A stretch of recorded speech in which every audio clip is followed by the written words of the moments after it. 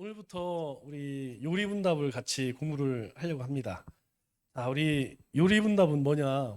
우리 경주에 가면 굉장히 오래된 무덤들이 많이 있죠? 그래서 옛날에는 수학여행가 막 거기 막 그 왕릉에 올라가고 그랬어요.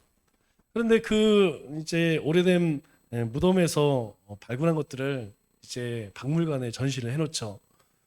그 대표적인 게 이제 천마총이라고 하죠. 그 안에 이제 왕관을 비롯해서 이제 여러 가지 귀금속들이 굉장히 많이 발견이 됐습니다. 근데 대부분은 이제 국보로 지정이 됐죠. 왜냐하면 뭐 지금으로부터 뭐 굉장히 오래된 그런 물건들인데 다행히 도굴을 안 당하고 잘 유지가 돼서 가서 보면 그 당시에 어떻게 이런 것을 만들었을까? 그 당시에는 뭐 지금 같은 그런 기술이 없잖아요. 그러니까 뭐 쇠나 철, 뭐 금을 재련하기 위해서는 제일 중요한 게 이제 불을 다스리는 게 중요해요. 불. 그런데 불을 높은 온도에 올리는 것이나 또 그것들을 가공할 기구들, 지금하고는 비교가 안 되죠. 그럼에도 불구하고 만든 것들 보면 뭐 굉장히 대단합니다. 아, 그런데 우리가 요즘에 뭐 그게 아무리 좋다고 해도 그냥 왕관 쓰고 다니는 사람들은 없죠. 아마 그거 쓰고 다니는 사람이 있으면 좀 이상할 거예요. 그죠? 요리분답 우리가 많이 듣기는 했지만 사실 그렇게 익숙치는 않아요. 언제 한 번 하느냐? 요리분답은 이제 직분자 임명식 할 때 이제 그렇게 물어보죠. 웨스터민스터 신앙 고백과 대소 요리분답을 성경의 진리로 믿느냐? 그러면 이제 하시는 분들이 예 하고 이렇게 대답을 하죠. 여러분 다 하셨어요. 그런데 하도 오래전에 하고 그리고 사실 뭐 그렇게 관심 있는 게 아니라 그거 기억하는 사람 별로 없죠. 그래서 어, 대부분 이제 뭐 직분자들도 뭐 장로님들이나 권사님이나 뭐 집사님들 뭐 다 마찬가지예요. 요리분 저기 웨스터민스터 신앙 고백이 뭐냐 물어보면 뭐 아는 사람이 별로 없습니다. 그냥 그런 게 있다 이런 것만 알지 뭔 내용인지는 잘 몰라요. 그리고 잘 알아도 항상 1번만 기억하죠. 1번이 뭐죠? 사람이 존재하는 이유가 무엇이냐? 하나님을 영화롭게 하는 거. 그죠? 그걸 이제 많이 들어서 1번은 알아. 그런데 2번은 뭘까요? 잘 몰라. 그리고 대요리 분답이 뭐고 소요리 분답이 뭔지 그리고 그걸 떠나서 요리 분답이란 말 자체도 무슨 뜻인지 잘 모르는 경우가 많이 있죠. 그러면 왜 이 요리 분답이 그렇게 우리 일상생활, 신앙생활에서 멀어지게 되느냐, 가까이 하지 못하느냐, 뭐 여러 가지가 이유가 있지만 크게 세 가지의 이유가 있습니다. 첫째는 이제 개인 영성 생활에 되게 익숙해졌어요. 개인 영성 생활, 그러니까 성경을 읽고 묵상하고 성경 공부하는 이게 제가 학생 때만 해도 없었어요. 성경 공부라는 거 자체가 없었습니다. 뭐 그렇게 성경 막 교회에서 뭐 성경 읽기 운동 이런 거 없었고 뭐만 있었냐? 부흥회만 있어, 부흥회. 그죠? 봄과 1년에 두 번씩 그때는 거의 했어요. 그뿐만 아니라 뭐 옆 교회에서 하면 뭐 다 갔었죠. 그런 사실 부흥회는 사경회하고는 좀 틀립니다. 사경회는 이제 딱 성경 한 권을 정해요. 그러니까 마태복음을 정했다 그러면 예전에 부흥회는 뭐 금요일까지 했죠. 4박 5일 동안에 마태복음을 다 그냥 강의식으로 해요. 그런데 우리나라 부흥회는 좀 틀리죠. 우리나라 부흥회는 글자 그대로 부흥회예요. 그러다 보니까 이제 어떤 문제들이 생기냐면 그냥 덮어놓고 믿는 경우가 많이 있었죠. 그러니까 성경을 이렇게 정확하게 공부를 하고 뭐 이렇게 이런 거 없이 그냥 예수님, 하나님, 믿음, 뭐 성령 뭐 이렇게만 우리가 믿고 신앙생활을 했어요. 근데 그렇게 하다 보니까 어떤 문제가 생기냐면 이제 신앙생활과 우리 실생활 이게 이제 괴리가 너무 큰 거야. 교회 안에서는 다 돼. 믿음으로 다 돼. 그런데 이 삶 세상 나가 보니까 안 돼. 되긴 뭐가 돼? 여기서 뭐 맨날 뭐 하라고 하는데 세상 나가면 아무것도 안 돼. 왜 안 되느냐 이거죠. 그러니까 그 연결고리가 없다 보니까 신앙생활에 힘이 없고 교회를 떠나는 사람들이 굉장히 많게 되는 거예요. 그래서 안 되겠다. 그래서 이제 90년대 들면서 이제 뭐 제자 훈련이니 무슨 성경 공부 이런 것들이 막 생겨나기 시작했죠. 그러면서 2000년 들어와서는 이제 그런 것들이 굉장히 교회에서 안 하는 게 거의 없어요. 또 안 하면 안 되고. 왜냐하면 그렇게 신앙생활을 해보니까 신앙에 힘이 없는 거예요. 힘이. 신앙에 파워가 있어야 되는데 여러분 생각해 보세요. 일주일에 한 번 예배 드리고 새벽 예배를 나오면 모를까 사실 직장 다니는 분은 어렵잖아요. 주일 그리고 수요일 그리고 예전에는 금요 기도회가 있었어요. 금요 기도회. 이게 전부. 이거 가지고 신앙생활은 이거 다 나와도 괜찮은데 그래요? 또 주일날 무슨 일이 있으면 빠지지. 집안일 있으면 빠지지. 수요일날 또 직장 일 있으면 빠지지. 금요일날 또 모임 있으면 빠지지. 이게 이제 그래서 일주일에 한두 번 예배 드리고 신앙생활하는 것은 대단히 사실은 어렵죠. 그래서 성경을 가까이 할 수 있는 방법. 사실 우리도 큐티를 하는 이유가 그겁니다. 우리가 교회 안에서만 신앙생활이 아니라 우리의 삶 자체가 신앙생활이 되기 위해서는 말씀과 동행하는 삶. 그래서 말씀을 읽고 묵상하고 그것을 서로 토론하고 이런 방법들이 이제 많이 생겨나게 되었죠. 두 번째로는 우리가 이 요리분답에 대해서 관심이 없어. 여러분 그거 아니어도 관심 쓸 때가 얼마나 많아요. 여러분 요리분답 그것보다는 실생활에서 나에게 도움되는 말씀, 그죠? 훨씬 그쪽에 관심이 많은 거야. 하나님이 누군가, 성경이 무엇인가. 그게 우리 실생활에서 무슨 도움이 되냐 이거예요. 별 도움이 안 돼. 그래서 성도들도 무엇을 원하느냐? 실제로 내 생활 가운데에서 필요한 말씀, 이쪽으로 이제 자꾸 치우치게 되는 거죠. 그러다 보니까 교리에 대해서는 이건 먼 나라 이야기. 그래서 세례 받을 때 한번 공부하는 거 거의 그걸로 끝나버리죠. 그리고 세 번째로는 사실 교회도 마찬가지예요. 교회 이제 목회자들도 교회의 성장에 관심을 두지 성도들에게 교리적으로 탄탄하게 기초를 가르치는 것, 이거는 사실은 그래서 빨리빨리 교회가 성장하는 것, 여기에 관심을 두다 보니까 어떻게 해요? 이렇게 교리 공부에는 좀 등하시한다. 그러면 이게 왜 문제가 되느냐?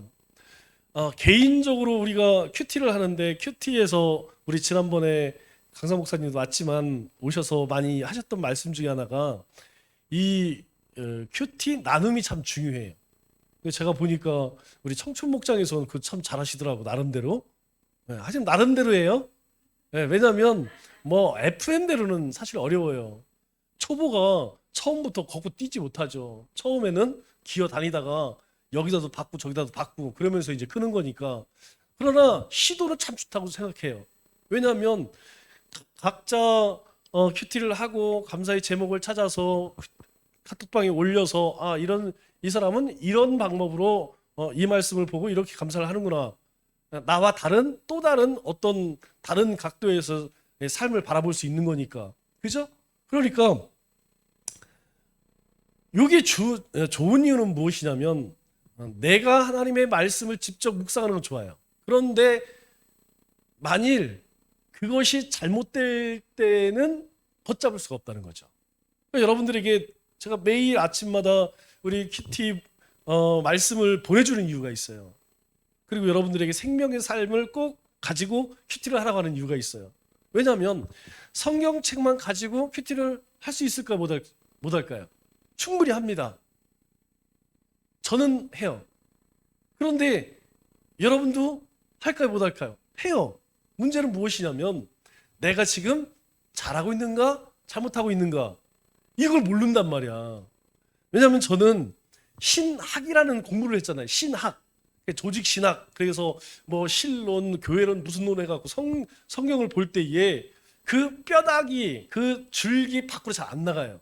그런데 개인적으로 큐티를 하다 보면 어디로 가냐면 자기 편한 쪽으로 가. 자기에게 듣기 싫은 거 이런 것들은 잘 안 봐. 그리고 하나님이 막 복 준다고 하고 막 이런 것들은 막 붙들어. 사실은 더 우리 영적으로 유익한 건 뭐냐면 주님이 책망하시는 말씀이 훨씬 더 유익해요. 그런데 그런 것들은 나하고 상관이 없어. 아, 이거 김집사 얘기야. 나는 순종 잘하니까 나는 복 받는 얘기만. 한쪽으로 자꾸 흘러가는 거야. 그리고 또 한 가지는 또 한 가지 위험이 있는 뭐냐면 이제 신비주의로 가요. 신비. 내가 그래도 이렇게 하나님 말씀을 묵상하니까 막 하나님 목소리가 들리는 것 같고 뭔가 막 보이는 것 같고 막 이런 쪽으로 가게 돼요. 다시 시작해서 말씀 중심, 하나님 중심보다 이 교리가 없으면 어디로 가냐면 나 중심으로 간다는 거야. 나 중심. 기준이 없으니까 이게 옳은지 저런지 옳은지 모르니까 그냥 성경 읽고 기도하고 묵상하면서 자기 스스로 결정하고 판단하고 그게 맞다고 생각을 해요.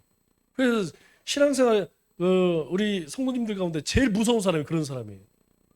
목사님 이제 목사님보다 기도 훨씬 많이 하는 사람, 성경 많이 보는 사람이 있어요. 할 일이 없으니까 뭐 그만 하지.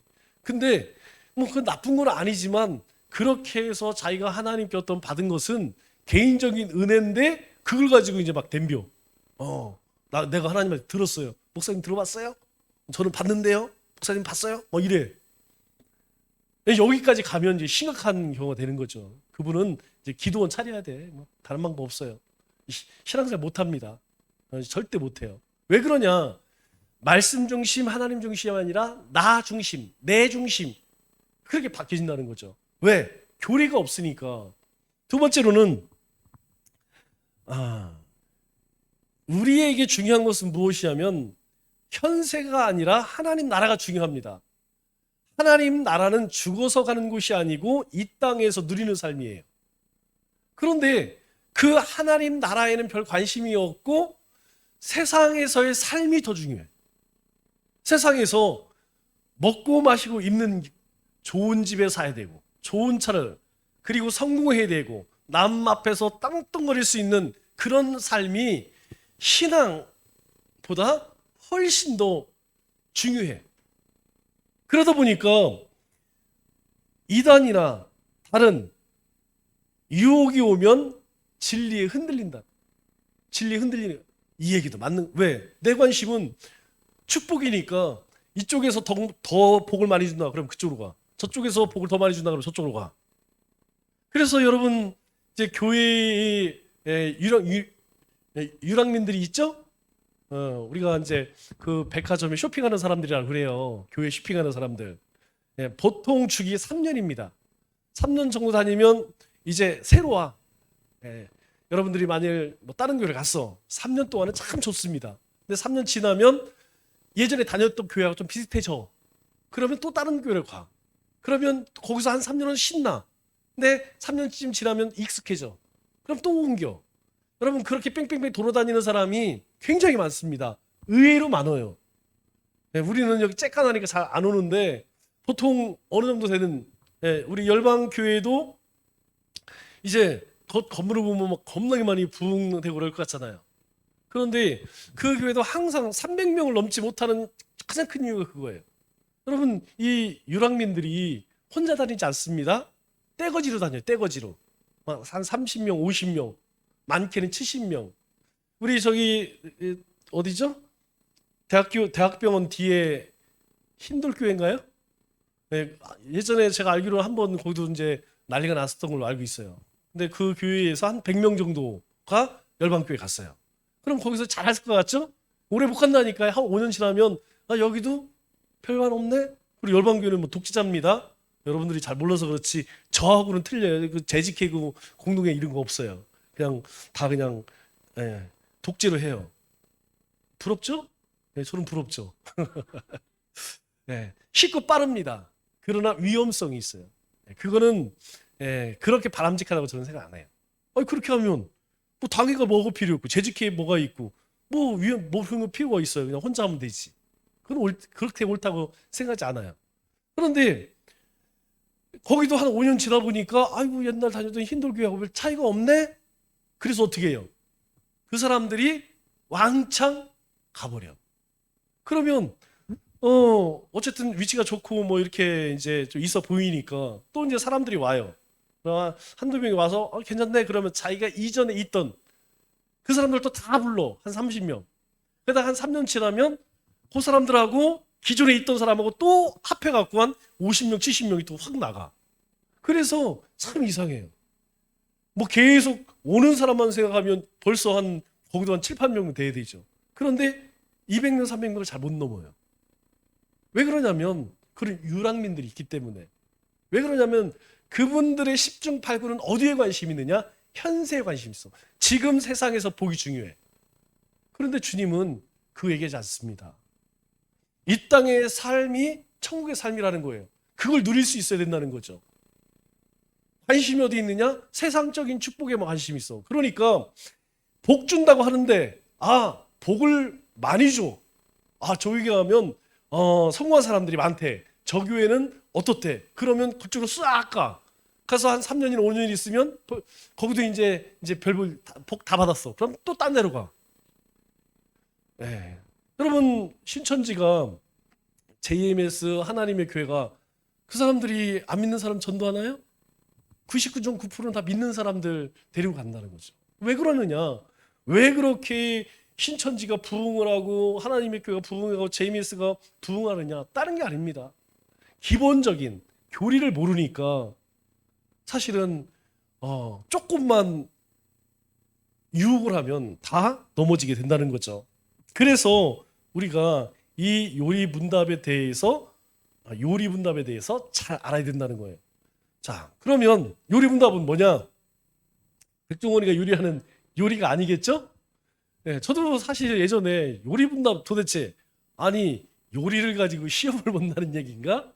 요리를 도대체 어떻게 한다는가 이해가 안 되는 거예요. 요자가 무슨 요자입니까? 요긴할 요자죠? 그리고 이는 이치 이자예요. 그러니까 요긴한 이체. 쉬운 말로 하면 중요한 이치. 더 쉬운 말로 하면 진리 이렇게 이야기할 수 있겠죠. 그래서 우리 요리 문답을 다른 말로 웨스트민스터 신앙고백을 다른 말로 신도개요서 들어봤어요? 신도개요. 처음 들어봐요? 신도개요라는 말을 우리말로 많이 썼어요. 신도개요가 뭡니까? 신, 믿을 신, 무리도, 개는 높이 들게, 개양한다 그랬죠? 태극기를 개양한다. 개자가 높이 든다라는 뜻이에요. 양은 휘날린다라는 뜻입니다. 그래서 개양이면 높이 들어서 휘날린다. 그래 무슨 깃대를 개양한다, 태극기를 개양한다 이렇게 이야기하는 거죠. 그래서 우리말로는 신도개요서 그리고 웨스트민스터 신앙고백 또는 대요리 소요리 문답 그렇게 이야기를 하죠. 그러니까 요리라는 말은 진리의 핵심을 요약했다. 그렇게 우리가 이야기할 수 있겠죠. 그러면 이게 언제 생겼느냐? 우리 기독교가 시작되었을 때에 종교개혁을 일으킨 사람이 누구죠? 이분이죠. 마틴 루터. 1595년인가요? 7년인가요? 이 양반이 아무리 생각을 해봐도 성경에서 면죄권 팔아갖고 죄사함 이런 얘기가 없는데 자꾸 성당에서 교회 그 당시에는 교회 하면 캐토릭이죠. 캐토릭에서 계속 그런 이상한 짓을 하는 거야. 그래서 95개 방문문을 교회문에 딱 질문을 하죠. 과연 지금 우리 교회에서 하는 것이 옳으냐? 그래갖고 이제 성경을 보고 하나씩 따져보니까 아니야. 결국 구원은 하나님의 은혜로 받는 것이다. 그래서 종교 개혁을 일으키죠. 그것이 이제 종교 개혁을 일으켰을 때에 엄청 이건 뭐 완전 천지개벽이었죠. 그런데 문제는 무엇이냐면 이 마틴 루터가 종교 개혁을 하고 나서 이제 거기에 동조했던 목사님들 같은 신학자들이 이제 교회를 세워서 많이 가르쳤는데 가보니까 도대체 기독교가 무엇이고 자신들이 뭘 믿는지 잘 몰라. 여러분 지금부터 한 500년이 넘죠? 한 600년 전에 지금처럼 뭐 성경 공부가 있는 것도 아니고 교리 공부가 있는 것도 아니고 체계가 잡힌 게 아니기 때문에 종교개혁을 일으켜서 이제 누구든지 하나님 앞에 은혜로 구원을 받았다 그렇게 신앙생활하는데 알고 믿는 사람들이 별로 없는 거예요. 그래서 여기에 이제 종교 개혁을 일으킨 루터가 완전히 이게 막 완전히 멘붕이 온 거죠. 사람들이 자기가 뭘 믿는지도 모르고 믿는 거야. 그래서 그때에 이제 십계명, 주기도, 사도신경 이것에 대한 해설을 써서 가르치기 시작합니다. 그런데 요리분답의 핵심은 뭐냐? 다른 게 아니에요. 뭐 굉장히 새로운 게 아니고 주기도문, 십계명, 사도신경 이거에 대한 해설서라고 이해를 하면 돼요.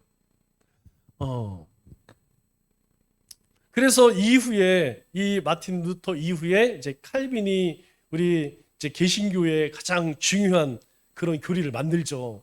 칼빈의 5대 교리라고 이야기하죠. 그런 교리를 만드는데 가장 기초가 됐던 게 뭐냐? 기독교 강요라고 하는 책입니다. 그러면 기독교 강요는 뭐냐? 그것도 특별한 게 아니에요. 그 내용은 주기도문은 무엇이냐? 사도신경은 무엇이냐? 십계명은 무엇이냐? 이거에 관한 내용이에요. 그러니까 이 마틴 루터가 처음 교리서를 만들었을 때의 내용이나 칼빈의 교리나 사실은 거의 그래서 여러분들이 요번에 올해가 가기 전에 기독교 강요는 꼭 사서 읽었으면 좋겠어요. 그거 한 10,000원이면 살 거예요. 우리 영성 위원장이 누구죠? 하여튼 누구 한 분이 나서서 기독교 강요를 한 번 읽어야 됩니다. 평생에 한 번은 읽어야 돼요. 그리고 한 번 사면 계속해서 반복해서 읽으면 뭐 성경 내용이에요. 요약해 놓은 거예요. 굉장히 중요합니다. 그래서 기독교 강요는 여러분들이 꼭 한 번 읽었으면 좋겠어요. 사서 책장에 꼽아놔도 그거는 전혀 자랑할 수 있는 그런 책입니다. 기독교 강요. 자, 그러면 이 웨스터 신앙 고백 그리고 대소리 분답은 언제 생겼느냐? 자, 우리 장로교는 어디서 시작된지 아세요? 우리 장로교는 스코틀랜드 이제 존 낙스라는 사람이 있어요. 이 존 낙스는 누구냐? 칼빈의 제자인데 칼빈의 제자 존 낙스라는 사람이 스코틀랜드 장로교를 처음 만든 사람이에요. 그래서 그 스코틀랜드 장로교를 이어서 지금 우리 장로교까지 오게 된 거죠. 왜 그러냐면 이 영국은 크게 세 나라로 그렇게 돼 있습니다. 자, 이게 영국이죠? 영국을 잉글랜드라고 하지 않아요. 영국은 UK로 이렇게 약자로 씁니다. UK가 뭐냐면 유나이티드 킹덤이라고 해요. 대영 제국이라고 하죠. 보통 우리가 대영 제국. 아니 뭐 미국은 US라고 하고 뭐 미국은 러시아는 러시아 뭐 한국 이렇게 하는데 왜 영국은 잉글랜드라고 하지 않고 우리가 다 잉글랜드로 알고 있잖아요. 그런데 왜 거기는 유나이티드 킹덤이야? 킹덤. 거기는 왕국 대영 제국이야. 왜 그러냐면 영국은 크게 세 군데로 나눠져 있어요. 제일 아래쪽에 잉글랜드, 잉글랜드 위쪽이 스코틀랜드, 그리고 조그만 섬이 있죠? 거기가 아일랜드. 이 아일랜드는 애들이 엄청 과격해요. 그래서 예전에 IR이라고 해갖고 막 중동 테러 하는 것처럼 이 아일랜드 독립 분리운동자들은 뭐 겁나게 위험한 사람들이었습니다. 그런데 이 세 나라가 합해서 대영 제국이라고 이야기를 해요. 지금 뭐 다 연방제로 이렇게 미국처럼 주로 나눠서 이제 뭐 정치를 하지만 한 나라입니다. UK라고 그래요. 그래서 영국의 위쪽에 있는 나라를 스코틀랜드라고 그래요. 그 스코틀랜드에서 처음 이제 장로교가 시작됐으면 우리가 잉글랜드하고 또 아일랜드하고 신학적으로 같아야 되잖아요. 그런데 예를 들어서 누구는 삼위일체를 믿고 누구는 삼위일체를 안 믿고 그러면 이게 서로 이게 신앙생활이 안 되는 거야. 누구는 동정녀 마리아를 믿고 누구는 안 믿고 이거 뭐 문제가 생기잖아요. 그래서 야 우리 이러면 안 되겠다. 우리가 다른 건 몰라도 우리가 적어도 요거 가장 기본적인 것은 서로 정해놔야겠다. 그래서 스코틀랜드, 잉글랜드, 아일랜드 이 세 나라의 교회들, 그 장로교들이 야 우리가 웨스트민스터 신앙 고백 그리고 대소요리 문답을 우리가 채택을 하자. 우리가 이걸 인정하자. 그래서 이걸 중심으로 우리가 교리를 만들자. 그래서 이 웨스트민스터 신앙 고백은 가장 신학적이고 가장 성경적이다. 그래서 영국에서 찰스 2세 때에 2세 이전까지 이 웨스트민스터 신앙 고백 즉 대소리 문답을 가장 기본적인 기초 교리로 정한 거죠. 그런데 참 이상한 건 무엇이냐면 이제 지네 나라에서 만들었잖아요. 근데 찰스 2세가 이제 왕에 딱 오르면서 가만히 보니까 아 이것들이 힘이 겁나게 세진 거야. 왜냐하면 교회가 계속 부흥을 하니까 말을 잘 들어요, 안 들어요? 예전에는 어떻게 되었었냐면 이제 교황이 왕에 오를 때에 누가 허락을 했냐면 교황이 허락을 했어. 그런데 아니 지가 뭔데 자기 우리한테 뭐 내가 왕 되는데 자기가 왜 되라 마라 승인을 하고 그래? 그래갖고 이제 걔들하고 대신에 뭐가 이제 교회가 많이 생겼죠, 개신교가. 그런데 개신교도 가만히 보니까 새가 많아지니까 아니 말을 안 들어 교회가. 아니 내가 왕인데 왕 말을 안 듣네. 그래서 야 안 되겠다, 이 목사들 다 내쫓아야겠다. 그래서 영국에서 장로교가 생겼는데 영국 안에 있는 목사들을 다 내쫓아버려요. 다 내쫓아버리니까 어떻게 해? 메이플 타고 어디로 가요? 미국으로 가는 거야. 그래서 미국에서 장로교가 시작이 된 겁니다. 대신에 그러면 우리도 종교가 있어야 될 거 아니야. 그럼 우리도 하나 만들어. 그래서 영국에 하나 만들어낸 게 있어요. 그게 바로 성공회입니다. 성공회. 성공회 하면 잘 모르겠지만 여러분 서울에 가면 서강대교를 지나가면 서강대학교라는 데가 있어요. 서강대가 바로 성공회입니다.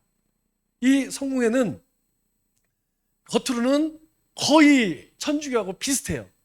거기도 신부님처럼 뭐 다 똑같아. 그런데 교리를 보면 우리 장로교 교리가 상당히 많이 들어가 있어.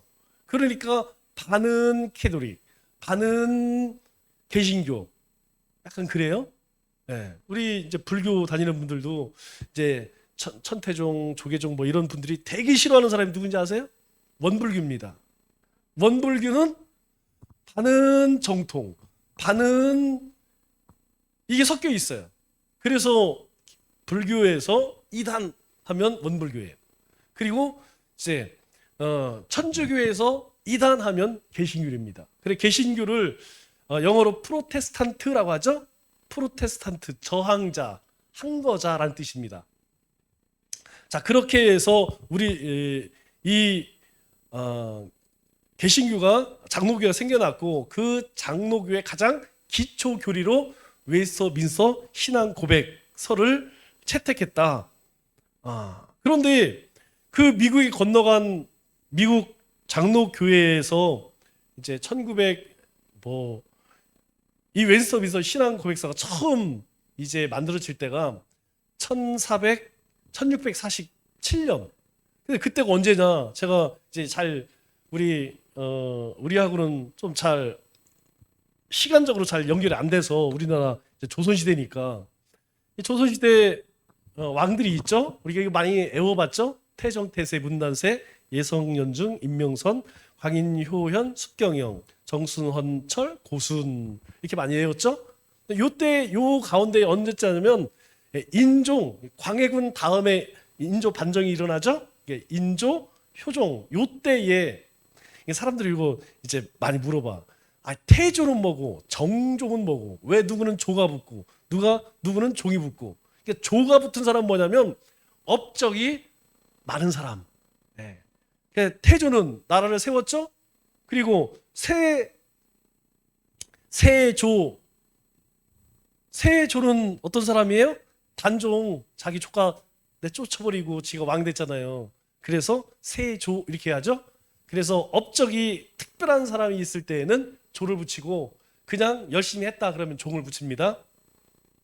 그러니까 우리 영국의 스코틀랜드에서 웨스터민스터 신앙 고백서를 채택할 때가 언제였느냐? 우리나라 따지면 인조 때, 조선 시대의 인조 때. 그리고 나서 이제 우리나라에 복음이 들어오고 나서 1907년 평양 대부흥운동이라고 하죠.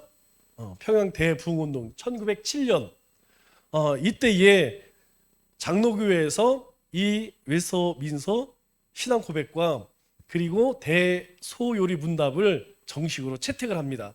왜냐하면 우리도 언더우드 목사님을 통해서 북장로교회의 교리를 받아들였기 때문에 그 이후로 계속해서 우리는 이 헌법에 이 웨스터민스터 신앙 고백 그리고 대소요리 문답을 우리의 신앙의 가장 기본 교리로 그렇게 채택을 해요.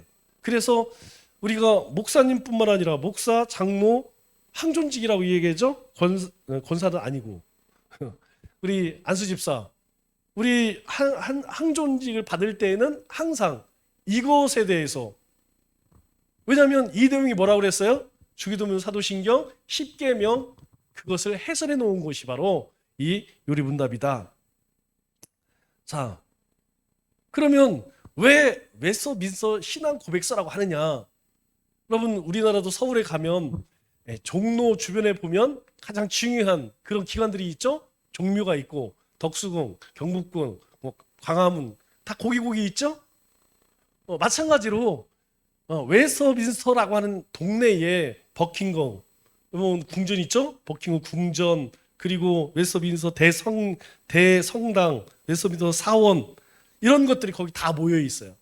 그래서 웨스터민스터 사원에서 시작됐다. 그래서 웨스터민스터 신앙 고백서다. 그렇게 이야기를 하죠. 그러면 이제 우리가 되게 궁금한 것 중에 하나가, 저도 예전에 궁금한 게, 아니 대요리 문답과 소요리 문답은 도대체 뭐냐? 여러분, 별거 아닙니다. 우리 선지서 보면 대선지서, 소선지서 차이가 뭐예요? 대선지서는 머리가 큰 사람이고 소선지서는 쬐고한 사람인가? 그게 아니고 뭐라고 그랬어요? 양이 틀리다. 양이. 우리 사렘 에겔단이죠. 대선지서 사렘 에겔단. 여러분, 이 5권은 양이 엄청 많아. 그래서 한번 읽다 보면 신경질 나. 그런데 우리 호요아요 미나 학승말 이 12권 소선지서는 양이 몇 장 안 돼. 여러분, 소지서는 하루면 다 읽습니다. 그런데 대지서는 이사야 한 장만 읽으면 눈알 빠져. 60장까지 읽으려면. 그죠? 양의 차이예요. 그러니까 대요리, 소요리 분들의 차이는 뭐냐? 대요리는 양이 많어. 소요리는 양이 적어. 그러니까 양이 많은 거는 주로 중직자들, 어른들 중심으로 가르치고, 소요리는 이제 신앙을 처음 시작하는 우리 이제 초신자들, 그리고 아이들, 초신자들, 이 사람들 중심으로 하겠죠. 그래서 대요리 문답은 196개, 그리고 소요리 문답은 107개. 잘 안 외워져요. 그냥 어떻게 외우느냐? 그냥 108번뇌 이렇게 생각하면 돼요. 108번뇌보다 하나 작어. 107개. 소요리 문답만 기억을 하면 대요리 문답은 거기에 85개만 더 넣으면 되니까. 그래서 대요리 문답은 196개, 그리고 소요리 문답은 107개. 이 차이예요. 그러면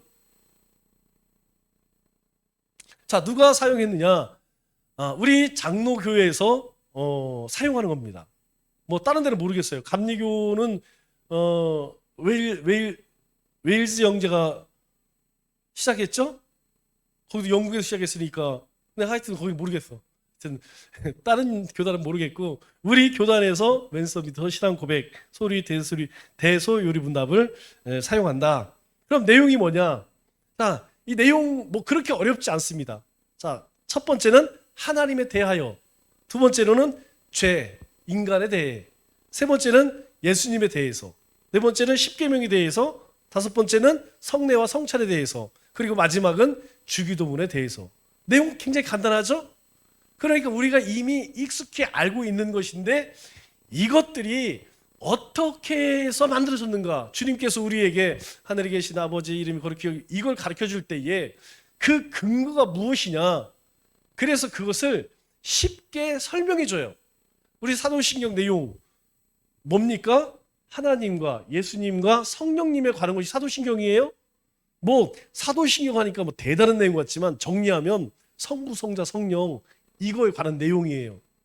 그런데 그것만 가지면 너무 빈약하잖아.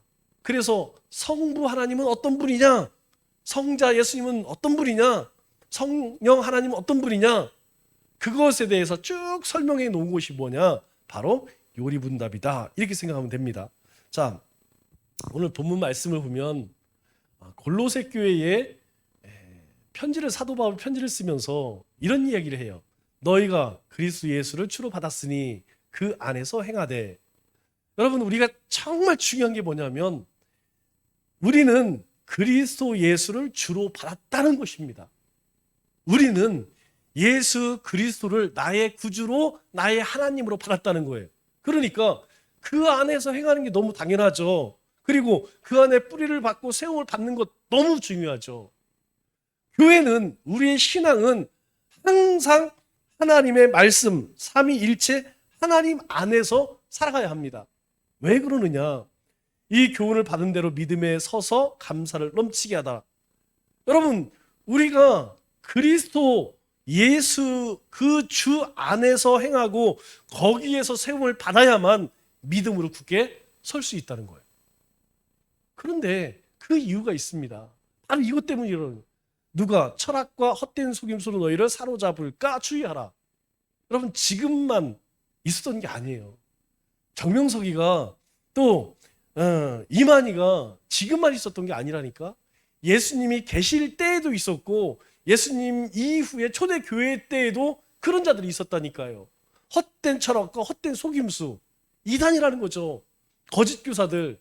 우리 지난번에 고린도 교회에 대해서 함께 말씀을 나눴죠. 그런데 사도 바울이 고린도 교회에 대해서 굉장히 강조하는, 잊을만 하면 또 꺼내고 잃을만 하면 또 꺼내고, 전서에서는 그런 얘기가 안 나오는데 고린도 후서에서 계속 사도 바울이 잊을만 하면 또 꺼내고 잊을만 하면 또 꺼내는 그 얘기 뭐예요? 거짓 교사에 관한 얘기. 여러분, 그 사람들이 사도 바울에 대해서 계속 비난하는 거예요. 쟤는 가짜 온다고 했다 안 와, 거짓말쟁이잖아. 야, 저런 애를 어떻게 신뢰할 수 있어? 그리고 사도 바울이 예수님하고 같이 지가 3년 동안 다녀보기로 했어. 예수님하고 밥 한번 먹으러 봤어. 아니면 목욕을 해봤어.